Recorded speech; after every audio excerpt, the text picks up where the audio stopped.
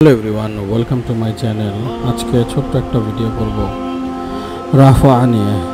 রাফা একজন একটা লেখা আমার কাছে পাঠাইলেন, ভাবলাম এটা নিয়ে ছোট্ট একটা ভিডিও বানা ফেলে মনের ব্যথা নিয়ে।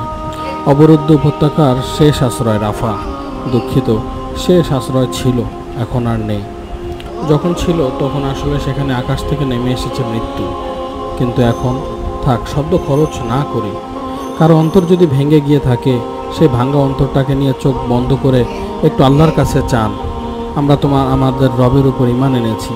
আমরা নিশ্চিতভাবেই জানি তিনি মজলুমদের সাহায্য করবেন। তিনি যে তার ইজ্জতের কসম দিয়েই ওয়াদা করেছেন। ব্যথায় ছটফট করা অন্তরটা নিয়ে আপনার আশেপাশের মানুষদের কাছে যান। বিভিন্ন উপলক্ষে তাদের কাছে পবিত্র ভূমির কথা তুলুন। ঘুরে ফিরে বারবার তাদের আলাপ করুন।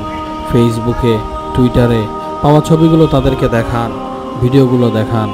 দেখান উম্মার চিৎকার, ব্যথার চিৎকার, যন্ত্রণার চিৎকার, হারানোর চিৎকার। আকসাকে চেনান। নিজে না চিনলে আগে নিজে চিনে নিন। বন্ধু মহলে, আড্ডায় বারবার এই আলাপগুলোকে নিয়ে আসুন। ঘরের মধ্যে এই আলাপগুলোকে জারি রাখুন। অন্তত বুক চিরে বের হয়ে আসা দীর্ঘশ্বাস দিয়ে হলেও যেন সবাই উম্মতের সাথে থাকতে পারে, সেজন্য আপনার প্রচেষ্টা ব্যয় করুন। আর আল্লাহকে বলতে থাকুন।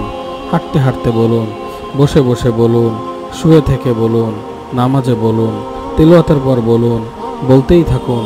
বলুন তিনি যেন আমাদের সক্ষমতা দান করেন। তিনি যেন আমাদের হাত দিয়ে ওদের শাস্তি নিশ্চিত করেন। তিনি যেন এর মাধ্যমে আমাদের ভাঙা অন্তর আর পোড়া কলিজাটাকে শান্ত করেন।